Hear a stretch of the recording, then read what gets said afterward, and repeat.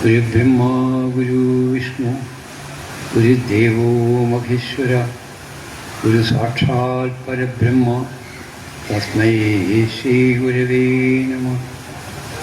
മാതാ ച പാർവതീദേവി പിതാ ദേവോ മഹേശ്വര ബാന്ധവാ ശിവഭക്താ ച സ്വദേശോ ഭുവനത്രയം. ബാലം നീലകളേപരം ശിവസുതം മാർത്താണ്ഡതുല്യപ്രഭം ലോലം നാഭിജസൂത്രശോഭിവിലസ കാളായ സുനോപമം ആലംബപ്രഭരാജശേഖര നൃപ സ്ഥാനോ നിവാസം ശുഭം വന്ദേഹം മണികണ്ഠം ഇന്ദുവദനം ഹുദാദിവം സുന്ദരം സ്വാമിയേ ശരണമയ്യപ്പ. എവിടെ വിളി പൊങ്ങുന്നുവോ അവിടെ ഭഗവാൻ വരും. എല്ലാം മറന്നു വിളിക്കുവിൻ മക്കളെ. സ്വാമിയേ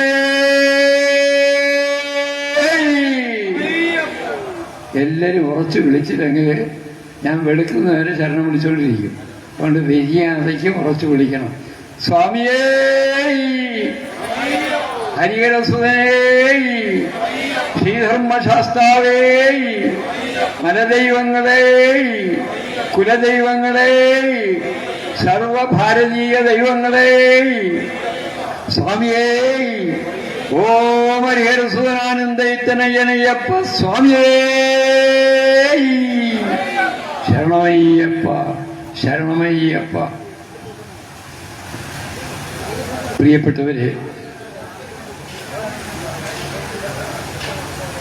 ഒരുപാട് തിരക്കിട്ടതിൻ്റെ ഇടയിൽ ഉള്ള ദുഃഖങ്ങളും വിഷമങ്ങളും പ്രയാസങ്ങളും ഒക്കെ കയ്യിലെടുത്തുകൊണ്ടാണ് നിങ്ങളിവിടെ വന്നിരിക്കുന്നത്. ആർക്കും ഒട്ടും സമയമില്ല. ഉള്ള സമയം തന്നെ തികയാതെ വന്നിരിക്കുകയാണ് അവസരത്ത്. ഈ സമയം കണ്ടെത്തി ഇവിടെ വന്നിരിക്കുന്ന നിങ്ങൾക്കൊക്കെ ഈശ്വര ചിന്തയ്ക്ക് ഒരുപാട് സമയങ്ങളും സൗകര്യങ്ങളും ഉണ്ടാകട്ടെ എന്ന് എൻ്റെ പ്രാർത്ഥനകൾ ഭാരതത്തിൻ്റെ ആചാര്യ പരമ്പരയുടെ പാദപത്മങ്ങളിലും എല്ലാ ഈശ്വര ചൈതന്യങ്ങളുടെ മുന്നിലും പുഷ്പങ്ങളെന്നോണം അർച്ചന ചെയ്തുകൊണ്ട് ഞാൻ രണ്ട് വാക്ക് പറയാം എന്നാഗ്രഹിക്കുകയാണ്. വാസ്തവത്തിൽ ഞാൻ ഒരു 50 കൊല്ലം വാതുവരാതെ പല ഭാഗങ്ങളിൽ ക്ഷേത്രങ്ങളിൽ റോഡുകളിൽ രഥത്തിൽ കയറി ഭാരതം മുഴുവനും ഒക്കെ ഒരുപാട് സംസാരിച്ചു. പക്ഷേ ആരെങ്കിലും നന്നായിട്ടുണ്ടോ എന്ന് ചോദിച്ചാൽ ജ്യോത്സ്യൻ്റെ അടുത്ത് പോലും ചോദിച്ചാൽ അറിയാൻ പാടാണ്. അതുകൊണ്ട് പ്രസംഗത്തിന് കൊണ്ട് മാത്രം പറ്റുകയില്ല എന്ന് നല്ല ബോധ്യം ഒരു 40-42 വർഷങ്ങൾക്ക് മുമ്പ് എനിക്ക് മനസ്സിലായി. അതുകൊണ്ട് പ്രവർത്തനം കൂടെ തുടങ്ങാം എന്ന് പറഞ്ഞപ്പോൾ ഞാൻ അയ്യപ്പൻ്റെ കാര്യം പറയാനാണ് കേരളത്തിൽ നിന്ന് ബാംബെയിൽ വന്നത് തന്നെ. നിലയ്ക്കൽ ഉണ്ടായ ആ പ്രശ്നങ്ങൾ ഭാരതത്തിലെമ്പാടും അറിയിക്കുവാൻ വേണ്ടിയിട്ട് എൻ്റെ ഗുരുനാഥൻ ജഗദ്ഗുരു സ്വാമി സത്യാനന്ദ സരസ്വതി കൃപാദങ്ങൾ എന്നെ ആ ചുമതലയേറ്റി കേരളത്തിൽ നിന്ന് പുറത്തേക്ക് പറഞ്ഞയച്ചു. ബാംബെയിൽ വന്നിട്ട് എനിക്ക് ഒരുപാട് പരിചയക്കാരുണ്ട്, വളരെ ബന്ധുക്കളുണ്ട്, പല വിധത്തിലും ഉള്ള ഇൻഫ്ലുവൻസുകൾ ചെലുത്താനുള്ള എല്ലാ സൗകര്യങ്ങളുമുണ്ട്. പക്ഷേ ഞാൻ ഈശ്വര വിശ്വാസികളുടെ അടുത്തല്ലാതെ ഒരു മനുഷ്യനോടും ഒരു കോടീശ്വരനോടും ഒരു സമ്പന്നനോടും ഞാൻ അടുത്ത് പോയി പറഞ്ഞിട്ടില്ല. ഞാൻ കാണുന്നവരൊക്കെ തന്നെ വളരെ അധികം സമ്പത്തില്ലാത്തവർ, വിഷമിക്കുന്നവർ, വേദനിക്കുന്നവർ, വിദ്യാഭ്യാസത്തിൽ യോഗ്യത കുറഞ്ഞവർ, അങ്ങനെയുള്ള ഒന്ന് കിടക്കാനുള്ള തലചായ്ക്കാനുള്ള ഇടം പോലും അധികം ഇല്ലാത്ത അങ്ങനെയുള്ളവരുടെ ഇടയിൽ കൂടി സഞ്ചരിച്ച് പ്രവർത്തിച്ചിട്ട് ഇപ്പോൾ ബദലാപൂര് അല്പ സ്ഥലവും വാങ്ങി അവിടെ ചേക്കേറിയിട്ട് 40 വർഷം കഴിഞ്ഞിരിക്കുകയാണ്. അപ്പോൾ വിഷമങ്ങളും വേദനകളും ഒക്കെ ഉള്ള എന്നോട് ആരെങ്കിലും ചോദിക്കുകയാണ്, സ്വാമി ഈ ഹിന്ദുക്കളുടെ ഇടയിൽ ജാതിവാദി, ഭാഷാവാദി, പ്രാന്തീയവാദി, സമ്പ്രദായവാദി ഇങ്ങനെയുള്ള ഇവരുടെ ഇടയിൽ സ്വാമി ഇങ്ങനെ കിടന്ന് കഷ്ടപ്പെട്ടാൽ എന്താണ് നേട്ടം? വല്ല മനസ്സിന് വല്ല സുഖവുമുണ്ടോ? തീർച്ചയായിട്ടും എൻ്റെ പ്രിയപ്പെട്ടവരെ, ഞാൻ വളരെ സന്തുഷ്ടനാണ്. ഞാൻ ഇവിടുത്തെ എല്ലാ റെയിൽവേ സ്റ്റേഷനിലും ഞാൻ ഉറങ്ങിയിട്ടുണ്ട്. എന്നെ ഒരാൾ പരിചയപ്പെടുത്തി, എന്നെ കൃഷ്ണാനന്ദ സ്വാമി ബാംബെയിൽ പോയാൽ ടൈംസ് ഓഫ് ഇന്ത്യയിൽ കിടക്കും, ഡൽഹിയിൽ പോയാൽ ഡക്കാർ ഹോളിൽ കിടക്കും, UP-യിൽ പോയാൽ അവിടുത്തെ പത്രത്തിൽ നിന്ന് കിടക്കും. അപ്പോൾ ആളുകളൊക്കെ തെറ്റിദ്ധരിച്ചു ടൈംസ് ഓഫ് ഇന്ത്യയുടെ എയർ കണ്ടീഷൻ റൂമിലാണ് മറ്റ് ഓരോ ഭാഗങ്ങളിലുള്ള പത്രങ്ങളുടെ അവരുടെ മനോഹരമായ ഓഫീസുകളിലാണ്. ആ പ്രാസംഗികൻ തന്നെ ഇൻട്രൊഡ്യൂസ് ചെയ്ത ആൾ തന്നെ എന്നോടൊരു ദ്രോഹം കാണിച്ചു. അന്ന് കാലത്ത് കിട്ടിയ പത്രം വാങ്ങിച്ച് ചുരുട്ടി വച്ചിരിക്കുന്നത് അത് നിവർത്ത് കിടക്കുകയും പിറ്റേന്ന് കാലത്തേക്കുള്ള ടിക്കറ്റ് എടുത്ത് കയ്യിൽ വെച്ചേക്കുകയും ചെയ്താണ് സ്വാമി ഉറങ്ങാറുള്ളതെന്ന്. അപ്പോൾ അങ്ങനെയൊക്കെ ഉറങ്ങി കഴിഞ്ഞിട്ട് പോലും എനിക്കിപ്പോൾ വളരെ സന്തോഷമായി പറയാം, I am the happiest man in the world. ഒരുപക്ഷെ എവിടെ കിടക്കട്ടെ, എവിടെ വിഷമങ്ങൾ ഉണ്ടാകട്ടെ, അതിന് എന്തെല്ലാം പ്രയാസങ്ങൾ ഉണ്ടാകട്ടെ, ആ പ്രയാസങ്ങളോടെ എനിക്ക് അവ നേരിടാൻ സർവേശ്വരനായ ജഗദീശ്വരനും എൻ്റെ ഗുരുനാഥൻ്റെ വാക്കുകളും വേണ്ട ശക്തി തോന്നിയിട്ടുണ്ട്. അതുകൊണ്ട് നിങ്ങളോട് ഏത് പാതിരയ്ക്കും എവിടെ ഇരുന്നും നിങ്ങളോട് സംസാരിക്കാൻ യാതൊരു വിഷമവുമില്ല.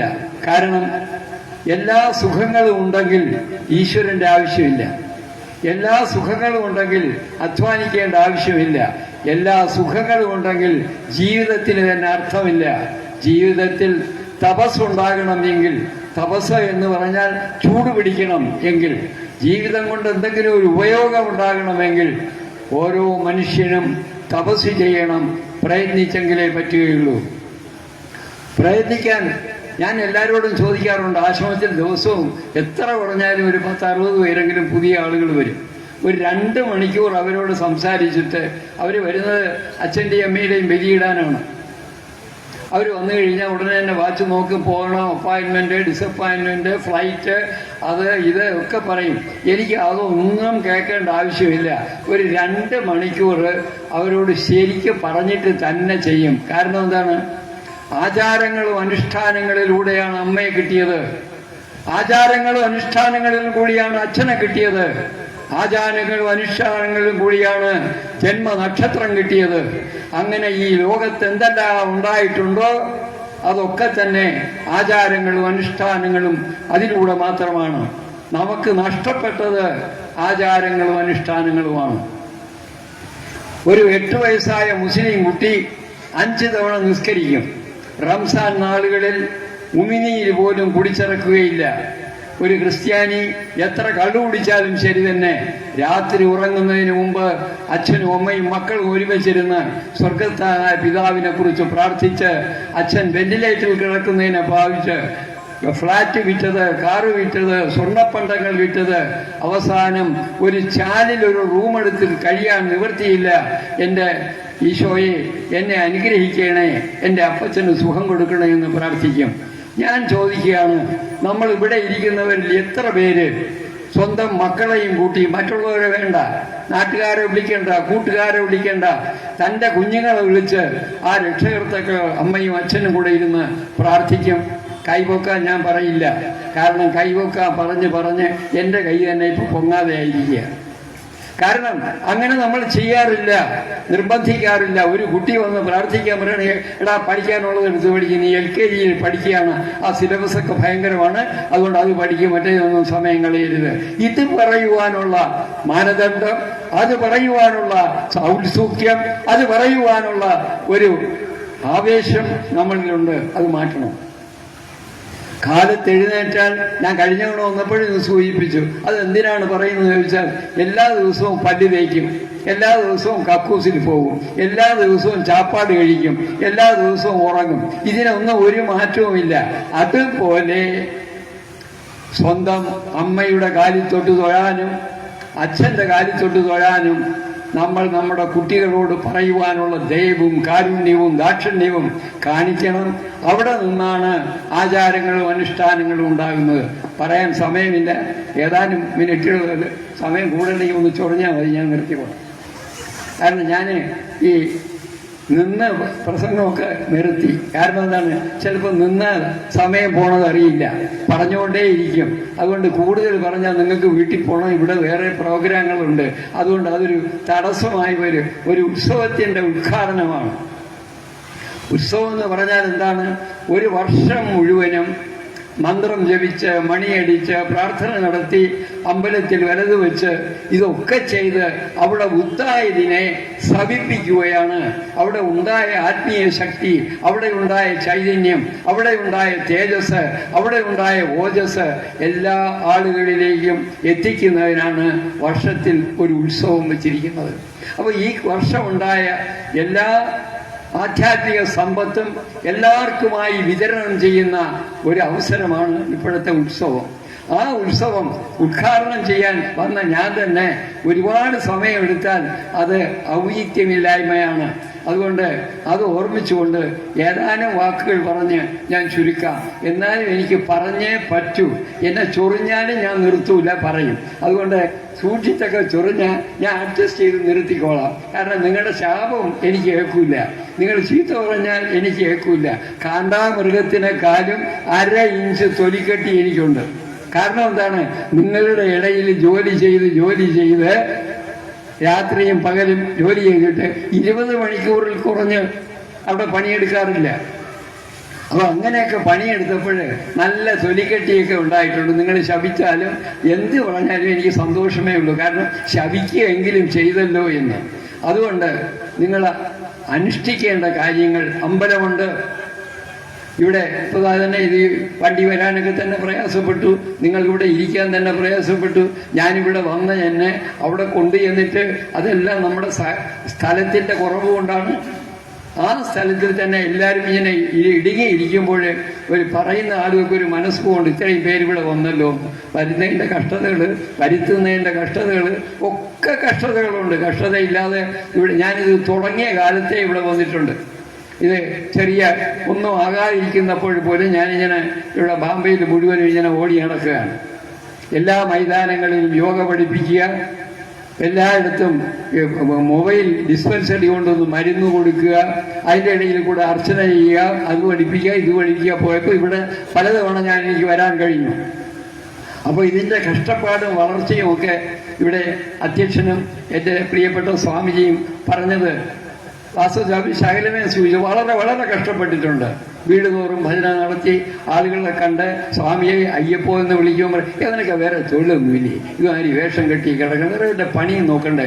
പരസ്യമായിട്ട് മുഖത്ത് നോക്കി തുപ്പുന്നതിനേക്കാളും കഷ്ടത്തിൽ പറഞ്ഞ് നിർത്തി ഒരു സുഖത്തിൽ 20 ഡിഗ്രീസിൽ നോക്കി ഗമയിൽ പോകുന്ന ആളുകളെയൊക്കെ കണ്ടിട്ട് മടുക്കാതെ പിടിച്ചു നിന്നതുകൊണ്ടാണ് ഈ കാണുന്നതൊക്കെ ഉണ്ടായിട്ടുള്ളത്. ഇവിടെ ഇതിനെ ശരിക്കും നിങ്ങൾ വിനിയോഗിക്കുവാൻ കടപ്പെട്ടവരാണ്.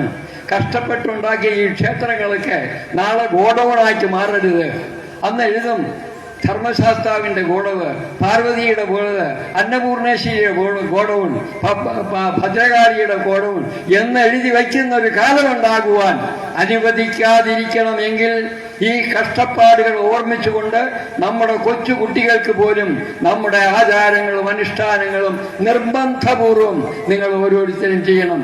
ഇന്ന് വയസ്സായ ആളുകളാണ് ഇപ്പൊ എവിടെ നോക്കിയാലും ക്ഷേത്ര ഭരണത്തിനൊക്കെ ഒന്നീ റിട്ടയർഡായ ആളായിരിക്കും, അല്ലെങ്കിൽ ഏതെങ്കിലും രീതിയിൽ വീട്ടിൽ ചുമ്മാ ഇരിക്കുന്നവരൊക്കെ ആയിരിക്കും. ആ സ്ഥാനത്ത് വീട്ടിൽ തൊഴാൻ പോകുമ്പോൾ ഒരു പള്ളിയിൽ പോകുന്നത് പോലെ, പള്ളിയിൽ പോകുമ്പോൾ അവരെ ഒരു ബൈബിൾ കൊണ്ടുപോകും, മറ്റവരെ ഖുറാൻ പഠിക്കും, നമ്മൾ എന്താണ് പഠിപ്പിക്കുന്നത്? അമ്പലങ്ങളിൽ തന്നെ ഇപ്പോ ഈശ്വരനാമം പറയാൻ പാടില്ല, അമ്പലങ്ങളിൽ കൊടി ഉയർത്താൻ പാടില്ല, അമ്പലങ്ങളിൽ കുറിയിട്ടുകൊണ്ട് പോയാലാകും പുച്ഛത്തോടുകൂടി ആക്ഷേപിക്കും. അച്ഛൻ്റെ അമ്മയുടെ കാര്യത്തോട്ട് വാട്ട് ഈസ് ദാറ്റ് ജംഗിലി ഹേ എന്നൊക്കെ പറഞ്ഞ് ആക്ഷേപിക്കുമ്പോൾ ആടിപ്പോവരുത്, വാടിപ്പോവരുത്. തൻ്റെ ഇടത്തോടുകൂടി തൻ്റെ പാവപ്പെട്ട അച്ഛനെ കോടീശ്വരന്മാരുടെ മുമ്പിൽ നിർത്തിയിട്ട് കാലിത്തോട്ട് തൊഴാനുള്ള നട്ടല്, അതിനുള്ള കരുത്ത് നമുക്കുണ്ടാകണം. അതുകൊണ്ട് തീർച്ചയായിട്ടും ഇവിടെ ഇരിക്കുന്നവർ ഓരോരുത്തരും എൻ്റെ മുമ്പ് ഇരിക്കുന്ന അവനെ പോലെയുള്ള കുട്ടികളെ കൊണ്ട് അച്ഛനും അമ്മയ്ക്കും കാലിത്തോട്ട് തൊഴാൻ ചോക്ലേറ്റ് കൊടുത്തെങ്കിലും തീർച്ചയായിട്ടും ചെയ്യിക്കണം. വീട്ടിൽ കാലത്ത് എഴുന്നേറ്റിട്ട് വരുമ്പോൾ ശല്യപ്പെടുത്തുകയൊന്നും വേണ്ട, എനിക്ക് ആയിക്കോട്ടെ അപ്പോയിൻമെന്റ്. ഒരു അപ്പോയിൻമെന്റും ഇല്ല. കുറച്ച് വയസ്സായി കഴിയുമ്പോൾ ഞാൻ എന്താണ്ട് ഇപ്പോൾ വടിയും എടുത്തുകൊണ്ടാണ് വടിയും വെച്ചുകൊണ്ടാണ് വന്നിരിക്കുന്നത്. അപ്പോൾ എന്താണ്, സഹായത്തിന്റെ ആവശ്യങ്ങൾ വരും, പിടിച്ചുകൊണ്ടുവരണം, നിന്ന് സംസാരിക്കണം, ഇരുന്ന് തുടങ്ങി. ഈ അവസരത്ത് ഒരു താങ്ങും തണലിനും ഉള്ള കുഞ്ഞുങ്ങളെ വളർത്തിയെടുക്കണം. ഓ പുക്കടമേ നെയ്യും കർത്തായ അഫ്രിക്കായ 9 महीना हर एक बच्चे को माँ का पेड़ में रखे बड़ा कर दिया, एक दिन का भाड़ा भी नहीं दिया. कोई माँ पूछा है बच्चा लोग मेरे 1 महीने का 9 महीने का पैसा വാടക दे दो, അങ്ങനെ ആരെങ്കിലും ചോദിച്ചിട്ടുണ്ടോ? ഇല്ല. ഒരു കുട്ടിയെങ്കിലും വാടക കൊണ്ട് കൊടുക്കാനായിട്ട് തയ്യാറായിട്ടുണ്ടോ? അങ്ങനെ ലോകത്തിൽ ഒരു ഹോട്ടലിലും ഒരു താമസ സ്ഥലത്തും കിട്ടാത്ത എല്ലാ സൗകര്യങ്ങളും ചെയ്തുകൊണ്ട് വളർത്തി കഷ്ടപ്പെട്ട് വളർത്തിയ മാതാപിതാക്കന്മാരെ ബഹുമാനിക്കുന്നത് തുടങ്ങി ക്ഷേത്രത്തിലുള്ള നിരവധി, ഞാനിപ്പോ അവിടെ 18-ാം പടി മാത്രം ഒരു അമ്പലം ഉണ്ടാക്കിയിട്ടുണ്ട്. അതുകൊണ്ട് ഇതെന്തിനാ അയ്യപ്പൻ എവിടെ അവരെന്നൊക്കെ ചോദിക്കും. അതിന്റെ ഇപ്പുറത്ത് ഗണപതിയുടെ ഒരു ക്ഷേത്രമുണ്ട്, അതിന്റെ അപ്പുറത്ത് വേദത്തിന്റെ ഒരു ക്ഷേത്രമുണ്ട്, ഇതിന്റെ നേരെ ലളിതാംബികയുടെ ക്ഷേത്രമുണ്ട്. എന്താണ്? വേദം എഴുതിയത് ഗണപതിയെയാണ് എഴുതിയത്, പറഞ്ഞു കൊടുത്തത് സരസ്വതി, അത് കമ്പോസ് ചെയ്തത് വ്യാസൻ, സൃഷ്ടിച്ചത് ബ്രഹ്മാവ്. വേദമാണ് നമ്മുടെ പുസ്തകമെന്ന് കോടാനകോടി ആൾ കന്യാകുമാരി തൊട്ട് കാശ്മീർ വരെയും അതുപോലെ തന്നെ ഗുജറാത്ത് തൊട്ട് ആസാം വരെയും ഒക്കെ റോഡുകളിലൊക്കെ തന്നെ മലയാള രാമായണവും ഒക്കെ വായിച്ചുകൊണ്ട് ലക്ഷക്കണക്കിന് ആളുകളോട് സംസാരിക്കാൻ കഴിഞ്ഞപ്പോൾ 1% ആള് പോലും പറഞ്ഞിട്ടില്ല വേദമാണ് നമ്മുടെ പുസ്തകമെന്ന്. ആലോചിച്ചു നോക്കൂ, നമ്മൾ എവിടെ നിൽക്കുകയാണ്? ഒരു ക്രിസ്ത്യാനിയുടെ പുസ്തകം ഏതാണെന്ന് നമ്മുടെ കുട്ടിയുടെ ചെന്നാൽ ഠപ്പന പറയും ബൈബിൾ, മറ്റത് പറയും ഖുർആൻ. പക്ഷെ നമ്മളത് ചോദിച്ചാലോ രാമായണമാണ്, ഭാഗവതമാണ്, അതാണ്, ഇതാണ്, ഗീതയാണ്. ഗീത അറിയുമോ? പിന്നെ അറിയില്ലേ? സെക്കൻഡ് ഫ്ലോർ സ്വാധിക്കാൻ രാധാകൃഷ്ണന്റെ ഭാര്യ കല്യാണം കഴിച്ച് കൊണ്ടുവന്നതുപോലെ ഞങ്ങൾ വളരെ ഫ്രണ്ടാണ്. എന്നെ കണ്ട ഉടനെ ഠപ്പന ഒരു നെസ്കഫയൊക്കെ കൊണ്ടുതരും. ഇതാണ് ഗീത. അല്ല, ഇതൊക്കെ കുട്ടികൾക്ക് പറഞ്ഞു കൊടുക്കണം. രക്ഷകർത്താക്കളും കുട്ടികളും ഒരുമിച്ച് അമ്പലത്തിൽ വന്നിരുന്ന് ഇത് പറയുവാൻ, ഇത് ചർച്ച ചെയ്യുവാൻ, അത് സ്വീകരിക്കുവാൻ നമ്മൾ തയ്യാറായാൽ ഐ ആം ഷുവർ വളരെ ചുരുങ്ങിയ കാലം കൊണ്ട് അതിന്റെ ഒരു അവയർനെസ് ഉണ്ടാവും. ശ്രീപത്മനാഭസ്വാമി ക്ഷേത്രം ലോകത്തിലുള്ള ക്ഷേത്രങ്ങളിൽ വെച്ച് ഏറ്റവും സമ്പന്നമായ രാജകീയമായ നിയമങ്ങളിലൂടെ ബ്രാഹ്മണരുടെ നിത്യ ശുശ്രൂഷയിലൂടെ തഴച്ചു കൊഴുത്ത് വളർന്ന് സമ്പന്നത കുഴിയിലും ആകാശത്തും ഭൂമിയിലും ഒക്കെ തന്നെ സംഭരിച്ചു വെച്ചിരിക്കുന്ന ആ ക്ഷേത്രത്തിലെ പട്ടാളവും പോലീസും ആളുകളും ഒക്കെ കാവലുള്ള ആ ക്ഷേത്രത്തിലെ ചിക്കൻ ബിരിയാണി വെച്ച് പ്രസാദമായിട്ട് കൊടുക്കാൻ ആളുകൾക്ക് തന്റെ ഇടവും നട്ടലും ചങ്കൂറ്റവും സ്വാതന്ത്ര്യവും ഉണ്ട് എങ്കിൽ നമ്മുടെ ഈ ക്ഷേത്രങ്ങൾ ഒന്നും തന്നെ സുരക്ഷിതയല്ല എന്ന് മനസ്സിലാക്കണം. ഇത് പറയുവാനുള്ള അർഹത എനിക്കുണ്ട്. വാശി നാക്കായിൽ ഒരു അയ്യപ്പ ക്ഷേത്രം ഉണ്ടായിരുന്നു, അവിടെ ശിവനുണ്ടായിരുന്നു, അവിടെ ശനിദേവതയുണ്ടായിരുന്നു. ഇതെല്ലാം ഇടിച്ച് വൃശ്ചിക മാസത്തിൽ അത് പൊളിക്കാനായിട്ട് ആർഡറിട്ടു. ഞാൻ പറഞ്ഞു വൃശ്ചിക മാസത്തിൽ പൊളിക്കാൻ പാടില്ല, ദയവായിട്ട് ഞങ്ങളുടെ ആ മണ്ഡലകാലത്തെ പൂജ നടക്കട്ടെ എന്ന് പറഞ്ഞു. ഉടനെ അന്നിരുന്ന ജഡ്ജിന്റെ കാരുണ്യം കൊണ്ട് അത്രയും ദിവസം എക്സ്റ്റെൻഡ് ചെയ്തു തന്നു. അത് കഴിഞ്ഞിട്ട് എനിക്ക് പൊളിക്കണമെന്ന് പറഞ്ഞ് നോട്ടീസ് അയച്ചു. ഞാൻ പറഞ്ഞ് അമ്പലം പൊളിക്കുവാനായിട്ട് ഞാൻ പഠിച്ചിട്ടില്ല, അമ്പലം പൊളിക്കുക എന്നുള്ളതല്ല എൻ്റെ മാനിഫെസ്റ്റോ. അതുകൊണ്ട് അമ്പലം പൊളിക്കുന്ന പ്രശ്നം എന്നെ കൊണ്ട് പറ്റില്ല, നിങ്ങളുടെ ഇഷ്ടം പോലെ ചെയ്യും. അവിടെ അത് പൊളിച്ചു. ആ വിഗ്രഹം എടുത്ത് പോലീസ് സ്റ്റേഷനിൽ കൊണ്ടുവന്ന് ഞാൻ അറിഞ്ഞിട്ട് ഒട്ടം തന്നെ പോലീസിനെ വിളിച്ചു പറഞ്ഞു, എന്റെ വിഗ്രഹം അവിടെ കൊണ്ട് വെച്ചാൽ ഈ റോഡിലൊക്കെ ചോര ഒഴുകും, അതിനുള്ള ചോര എന്റെ തലയിലും ഹൃദയത്തിലുമുണ്ട്, അതുകൊണ്ട് ആ വിഗ്രഹത്തിൽ മേലെ ആരും തുടരുത്, സൂക്ഷിച്ചു വെച്ചാൽ ഞാനിപ്പോ അവിടെ വരും, അന്ന് ആ വിഗ്രഹം കൊണ്ടുപോകും. അങ്ങനെ പോലീസ് സ്റ്റേഷനിൽ നിന്ന് ആ വിഗ്രഹം കൊണ്ടുവന്ന് അവിടെ പ്രതിഷ്ഠിച്ചു വെച്ചിട്ടുണ്ട്. ഈ നാട്ടിൽ ആർക്കും വേദന വന്നില്ല.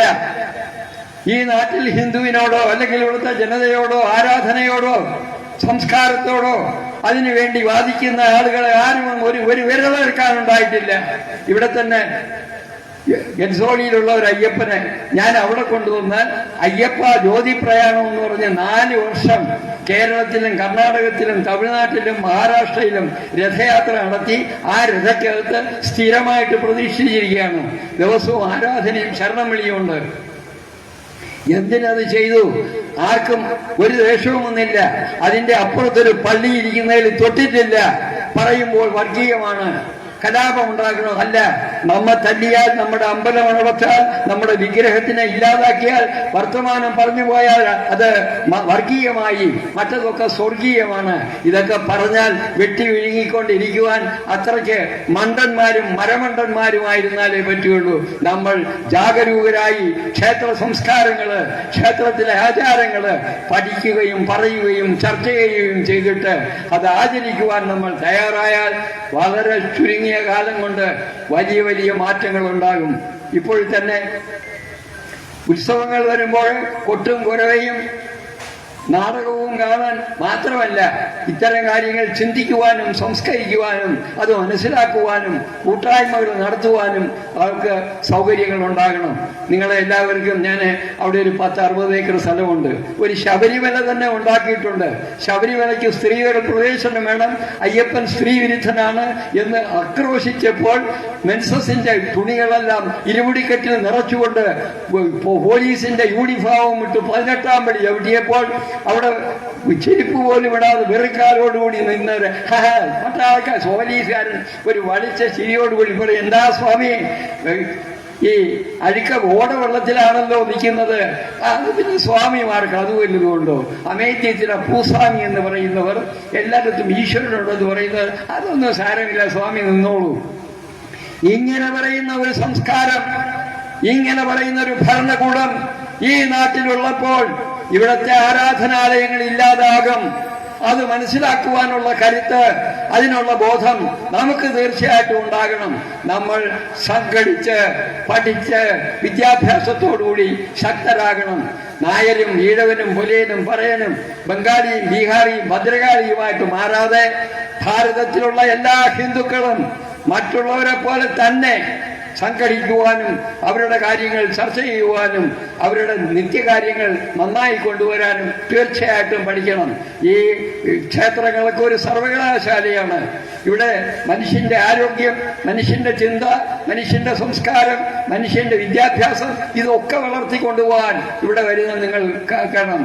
ഞാന് 148 ഡൗറി ഫ്രീ മാരേജ് നടത്തിയിട്ടുണ്ട്. കാരണം ഒരു 10 രൂപ കടം വാങ്ങിക്കാതെ, വസ്തു വിൽക്കാതെ ഹിന്ദുവിനെ നടത്താൻ പറ്റും എന്ന് ഒരു ചെറിയ ഉദാഹരണം പറയാൻ കാണിച്ചു കൊടുത്തു. 40 വർഷം കൊണ്ട് ആരുടെ മുമ്പിലും കൈനീട്ടാതെ, ഒരിടത്തും ചൊറിയാതെ, കുനിയാതെ ഒരു ദിവസം എത്ര കൊറോണ ഉണ്ടായിരുന്നപ്പോൾ പോലും 100 പേർക്ക് ഭക്ഷണം കൊടുക്കുവാൻ കഴിഞ്ഞു. If there is a will, there is a way.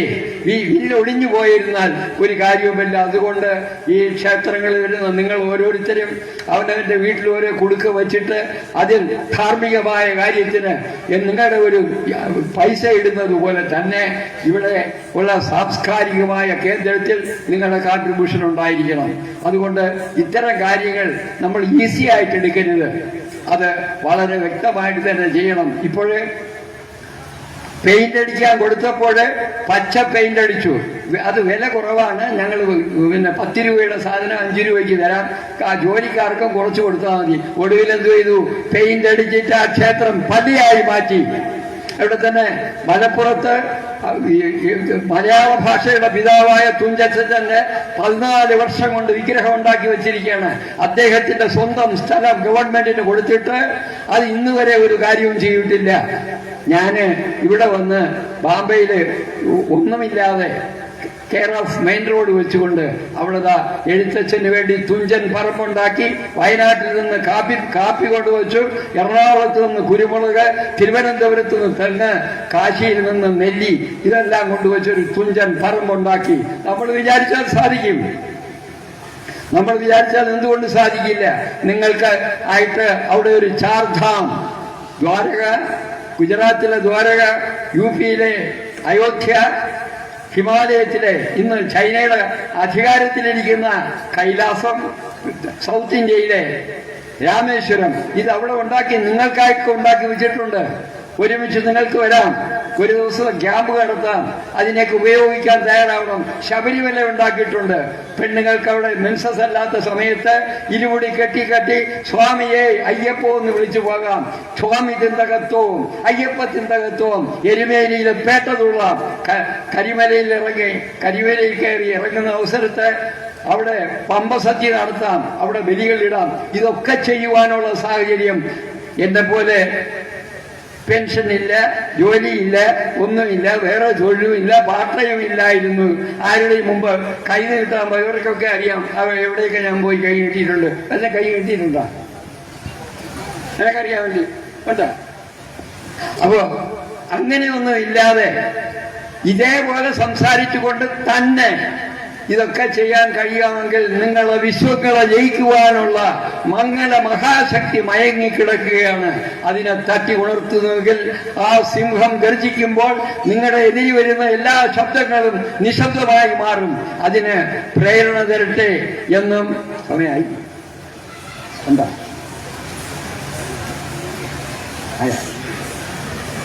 അതുകൊണ്ട് ഇത്തരം കാര്യങ്ങൾ തീർച്ചയായിട്ടും നമ്പർ 1 അച്ഛനമ്മയുടെ കാര്യം തൊട്ടുകൊള്ളുക, ഗുരുജനങ്ങളെ ബഹുമാനിക്കുക, കുട്ടികളെ വിളിച്ചിരുത്തിയിട്ട് കഥകൾ പറഞ്ഞ് മനസ്സിലാക്കി കൊടുക്കുക. ഇത് ഞാനവിടെ എന്തിനാണ് അയോധ്യയും ദ്വാരകയും സ്ഥാപിച്ചതെന്ന് വെച്ചാൽ, കലിയുഗത്തിനെ നേരിടാനായിട്ട് ത്രേതായുഗത്തിലെ രാമന്റെ സംസ്കാരവും ദ്വാപര യുഗത്തിലെ കൃഷ്ണന്റെ സംസ്കാരവും കൂടെ ഒരുമിച്ച് കൂടിയാൽ മാത്രമേ കലിയുഗനെ നേരിടാൻ പറ്റൂ. അതിനാണ് രാമന്റെ അവതാരവും കൃഷ്ണന്റെ അവതാരവുമായ അയ്യപ്പസ്വാമി ഉണ്ടായിരിക്കുന്നത്. അദ്ദേഹത്തെ നമ്മൾ വിളിക്കുന്നത് എങ്ങനെയാണ്? കലിയുഗ വരദനെ, കൺകണ്ട ദൈവമേ, അനാഥ രക്ഷകനെ, ആപൽ ബാന്ധവനെ. ഇവിടെയൊക്കെയാണ് ഈശ്വരൻ. ഈശ്വരൻ എന്ന് പറഞ്ഞാൽ എന്താണ്? അറിവ്. അറിവിലൂടെ അമ്മയെ കിട്ടി, അറിവിലൂടെ അച്ഛനെ കിട്ടി, അറിവിലൂടെ വീട് കിട്ടി, നാട് കിട്ടി, പഞ്ചായത്ത് കിട്ടി, പാർലമെന്റ് കിട്ടി, നക്ഷത്രങ്ങൾ കിട്ടി. ഇപ്പൊ ഞാൻ ചോദിച്ചു, നിങ്ങൾക്ക് നക്ഷത്രമുണ്ടോ? ഉണ്ട്. എന്താണ്? തൃക്കേട്ട. എവിടെയാ വെച്ചിരിക്കുന്നത്? അയ്യോ, വച്ചിരിക്കുന്നതോ? നിന്റെ ബുക്ക് വെച്ചിരിക്കുന്നത് എവിടെ? അലമാരിയിൽ. പൈസ ഇടുന്നത് എവിടെ? പെട്ടിയിൽ. കൂടുതൽ ഒന്നാം ചെയ്യും, ബാങ്കിൽ കൊണ്ടിടും.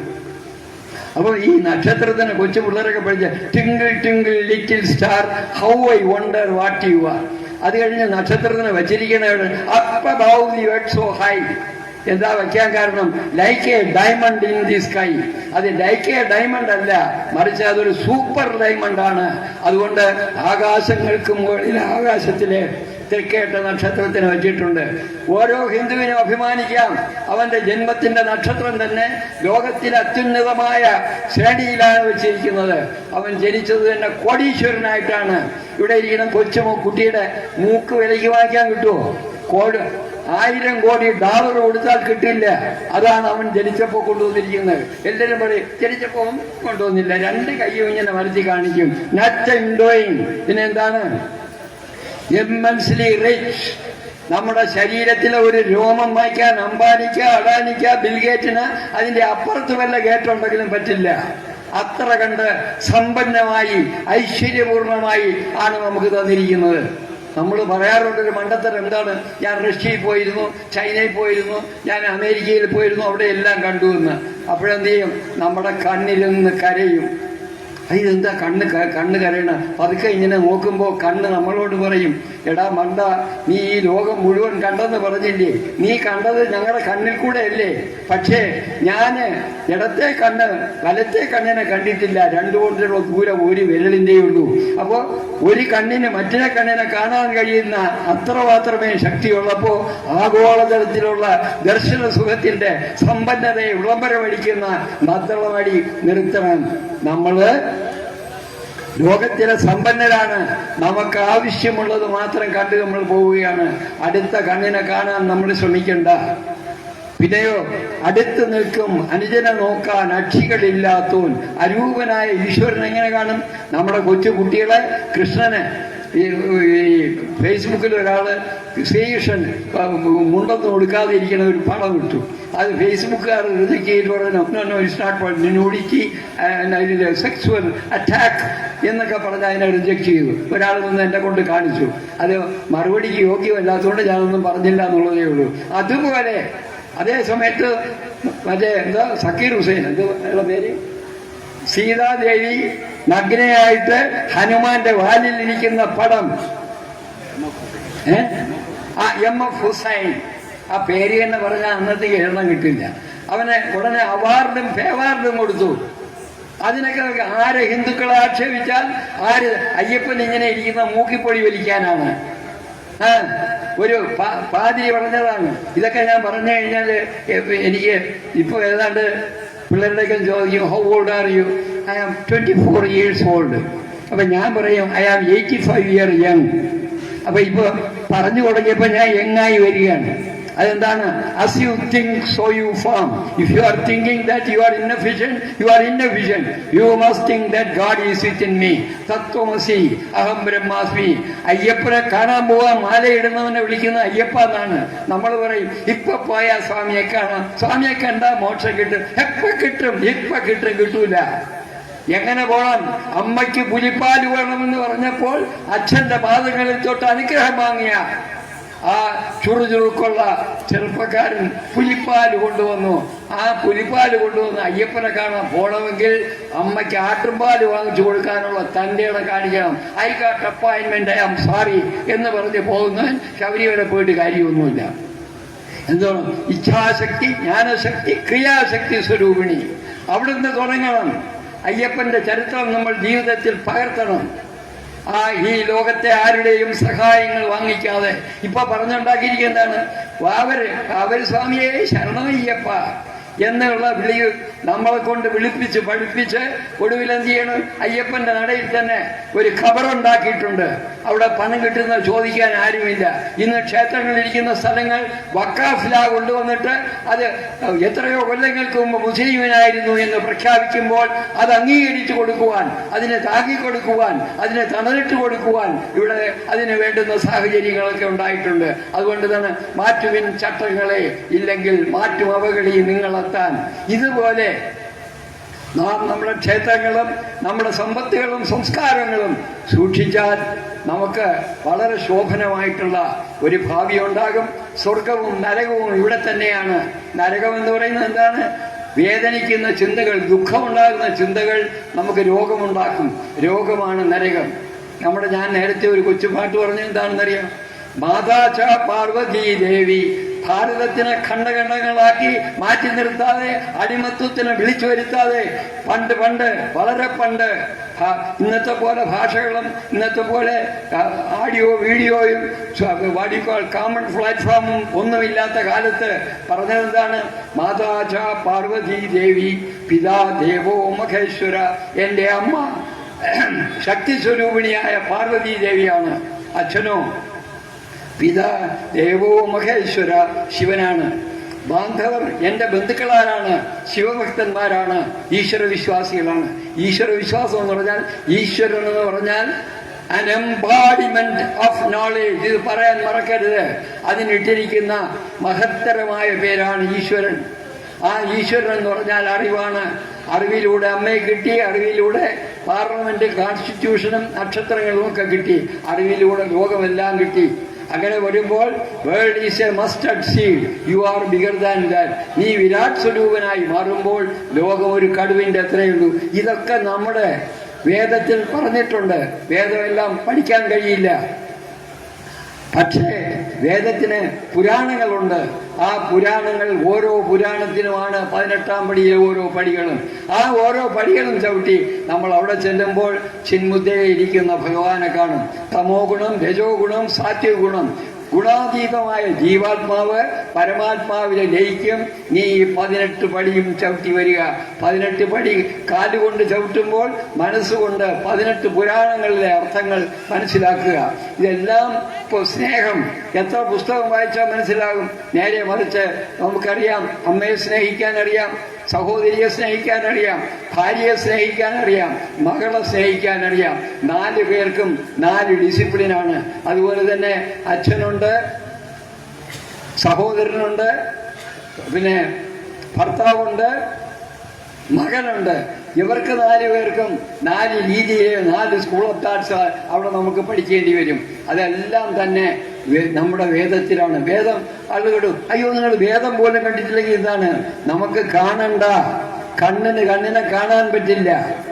ആ നമ്മുടെ ഉള്ളിൽ നാം ജനിച്ചപ്പോൾ തന്നെ ബ്രഹ്മാവ് നമുക്ക് വേദം തന്നിട്ടുണ്ട്. ഉറങ്ങിക്കിടക്കുമ്പോൾ പോലും ഹാർട്ട് ബീറ്റ് ചെയ്യുമ്പോൾ, പൾസ് ഉണ്ടാകുമ്പോൾ, ഉറങ്ങിക്കിടക്കുമ്പോൾ ശരീരത്തിലെ എല്ലാ ഫംഗ്ഷനും നടത്തുന്ന വിധത്തിൽ ആ അറിവ്, ആ വേദം നമ്മളിൽ തന്നെ ബ്രഹ്മാവ് സൃഷ്ടിച്ചു വിട്ടിരിക്കുകയാണ്. അതുകൊണ്ട് നമുക്ക് പബ്ലിക്ക് അത് കിട്ടിയാലേ പറ്റൂ. ഞാൻ വേദം കണ്ടിട്ടില്ലാത്തതുകൊണ്ട് ഞാൻ ഹിന്ദുവല്ല, ഞാൻ വേദം കേട്ടിട്ടില്ലാത്തതുകൊണ്ട് ഹിന്ദുവല്ല, സംസ്കൃതം പഠിച്ചുകൊണ്ട് ഹിന്ദുവല്ല എന്ന്. മറാഠിയിലെ ഗീതയെ ട്രാൻസ്ലേറ്റ് ചെയ്തിരിക്കുന്നതിന്റെ പേര് ജ്ഞാനേശ്വരി. അത് ട്രാൻസ്ലേറ്റ് ചെയ്തിരുന്ന ആളും ജ്ഞാനേശ്വരിയാണ്. 19 23 വയസ്സ് വരെ മാത്രം ജീവിച്ചു. അയ്യപ്പനെ പോലെ കുറഞ്ഞ കാലം മാത്രം ജീവിച്ചു സമാധിയായ അദ്ദേഹത്തിന്റെ പേരിലാണ് ജ്ഞാനേശ്വരി. ജ്ഞാനേശ്വരി എന്ന് വെച്ചാൽ അറിവ്, അറിവിന്റെ അറിവാണ് ഈശ്വരൻ. അത് നമ്മൾ കരഗതമാകുമ്പോൾ ആളുകൾ എക്സ്പ്ലെയിൻ ചെയ്ത് തെറ്റായി വ്യാഖ്യാനം, misrepresentation and misinterpretation must be questioned, it must be annihilated. That's our virtue, our right, our mentality. ഞാൻ സ്വല്പം ഇംഗ്ലീഷിൽ കൂടെ വന്നുപോയതിന് ക്ഷമിക്കണം. കാരണം ഈ ആളുകളുടെ അടുത്തൊക്കെ പറഞ്ഞ് ഇതൊക്കെ കൂടെ ആയിപ്പോയി. എല്ലാം കൂടെ ഒരു അവിയൽ ഭാഷയാണ്. അപ്പോൾ മംഗ്ലീഷ്, മന്തി എന്ന് പറഞ്ഞാൽ English plus Malayalam, Manglish Malayalam plus English, ഇതെല്ലാം കൂടെ അവിയൽ വിളകി കാര്യം ജീവിക്കണ്ടേ, കാര്യം നടത്തണ്ടേ. അതുകൊണ്ട് ഭാഷകൾക്കും അതീതമായിട്ട് അറിവിനെ വളർത്തിയെടുത്ത് വ്യാഖ്യാനങ്ങൾക്കും അതിൻ്റെ മറുവ്യാഖ്യാനങ്ങൾക്കും അപ്പുറമായി അനുഭവ സമ്പത്തിലൂടെ എല്ലാം നേടിയെടുക്കാൻ നിങ്ങൾക്ക് കലിയുഗവരതനായ അയ്യപ്പൻ അനുഗ്രഹിക്കട്ടെ എന്ന് ഞാൻ പ്രാർത്ഥിക്കുകയാണ്. എപ്പോഴെങ്കിലും സമയം കിട്ടുമ്പോൾ അവിടേക്ക് വരാം. ഞാനിവിടെ ബലിയിടാൻ വേണ്ടി ബാംബയ്ക്ക് വന്നതല്ല. ഇവിടെ ബാംബെയിൽ അയ്യപ്പൻ്റെ കാര്യം പറയാൻ വന്നപ്പോൾ ഇവിടെ ബലിയിടുന്നത് കണ്ടപ്പോൾ എൻ്റെ ചങ്ക് പൊട്ടിപ്പോയി. കാക്കയ്ക്ക് കൊടുക്കാനാണ് ബലിയിടുന്നത്. അവിടെ വന്നിട്ട് ചിലരോട് അത് കാക്ക ഒന്നും എടുത്തില്ല. ഞാൻ വീട്ടിൽ ചെന്ന് അത് എന്തെന്ന് ചോദിച്ചു. ഒരാൾ പറഞ്ഞു, എടോ തൻ്റെ അച്ഛൻ മീനും ഇറച്ചിയൊക്കെ കൂട്ടും, പിന്നെ വല്ലപ്പോഴും ഒരിക്കൽ ഒരു കുപ്പിയൊക്കെ അടിക്കാറുണ്ട്. അതുകൊണ്ട് ഇതെല്ലാം മാറ്റി ടെറസിൻ്റെ മുകളിൽ ചെന്ന് ഇതെല്ലാം വെച്ചിട്ട് താഴെ വന്ന് തലയിൽ കൂടെ ഒരു മുണ്ട് വെട്ടിയിട്ട് മരിച്ചുപോയ അച്ഛനെ ഓർമ്മിച്ചിരുന്നു. ഈ റാസ്കൽ അവിടെ ചെന്ന് അത് എടുത്ത് കുടിച്ചിട്ട് പോകും. അങ്ങനെയുള്ള misrepresentation must be അനിഹിലേറ്റഡ് and misrepresentation, explanation must be vanished. അങ്ങനെ ഒരു തലമുറ ഉണ്ടാക്കുവാൻ നിങ്ങൾക്ക് ഈശ്വരൻ അനുഗ്രഹിക്കട്ടെ എന്ന് വീണ്ടും വീണ്ടും പ്രാർത്ഥിച്ചുകൊണ്ട് എൻ്റെ വാക്കുകൾ ഭഗവത് പാതാരവിന്ദങ്ങളിൽ അർപ്പിക്കുന്ന പുഷ്പങ്ങളായി അർപ്പിക്കുന്നു. സ്വാമിയേ, ഉറച്ചു വിളിച്ചില്ലെങ്കിൽ ഞാൻ ഇന്നും പറയും. സ്വാമിയേ, സ്വാമിയേ അയ്യപ്പോ, സ്വാമിയേ, സ്വാമി ശരണം, സ്വാമിയേ.